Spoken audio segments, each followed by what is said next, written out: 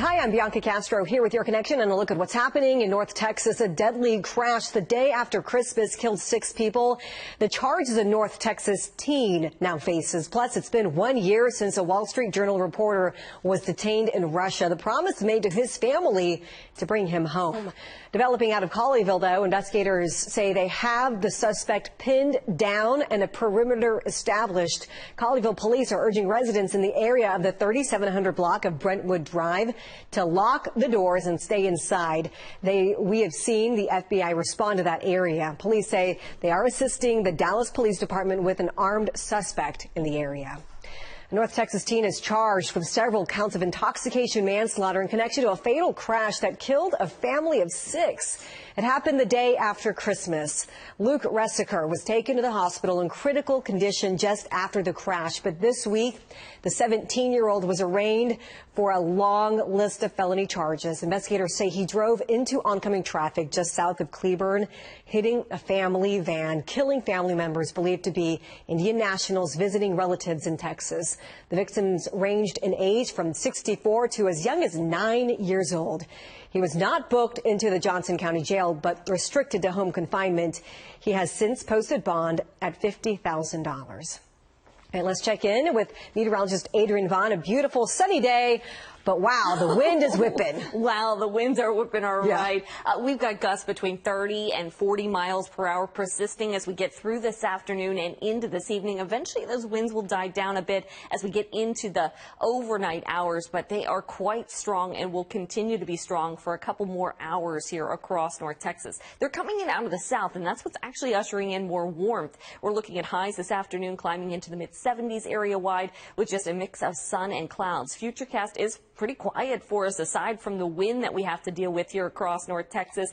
As we move into the weekend, I know a lot of you have outdoor plans in place for the Easter holiday, Easter egg hunts, or anything of that sort. Not looking too bad. Temperatures will be quite warm into the low 80s both Saturday and Sunday. We've got some added clouds on Sunday, but Bianca, some good news. It is dry all weekend long. We'll take it. All right, Adrian, thank you.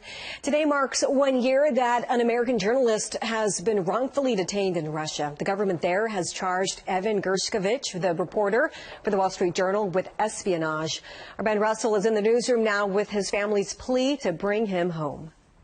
To be clear, the United States government has officially declared Evan Gershkovich to be unjustly detained. That means they believe the charges against him are false, that he's committed no crime. His employer, the Wall Street Journal, has gone so far as to call Evan a hostage and a political prisoner. It was 1 year ago today, we're told Russian security services pulled Gershkovich from out of a restaurant, and he's been held in custody ever since. He does have a legal team that the Wall Street Journal has hired for him, and the United States ambassador to Russia has visited with Gershkovich in person. But aside from the letters that he can handwrite, he is effectively cut off from any communication. The tricky part for us is that it's very hard to tell what will happen next. We haven't been told of any trial date or the circumstances under which any trial would take place. We haven't seen a shred of evidence as to what the Russians purport to have. So we're really looking into a bit of a fog as to what happens next. President Biden made a promise personally to our family that he's going to get Evan home to us.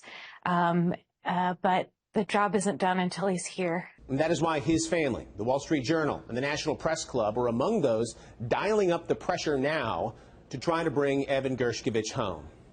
Sources close to this situation indicated it will likely come down to a hostage exchange of some kind to bring him back to the United States. If that sounds familiar, that's exactly the way that the United States was able to bring home Texas native and basketball superstar Brittany Griner.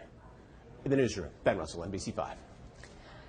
Tom Thumb plans to bring a new store to Frisco. The 58,000 square foot location will open along Coit Road on April 17th. According to our partners at the Dallas Morning News, this will be the 3rd location for the area. The other 2 are under construction in Forney and Waxahachie. This weekend will be packed with Easter-themed experiences geared for all families, from the Dallas Arboretum to Fort Worth Stockyards. Multiple cities are hosting egg hunts, Easter Bunny photo shoots, and all kinds of Easter-themed games and activities for the holiday. We have a full list on our website at nbcdfw.com. Thanks for catching up with The Connection.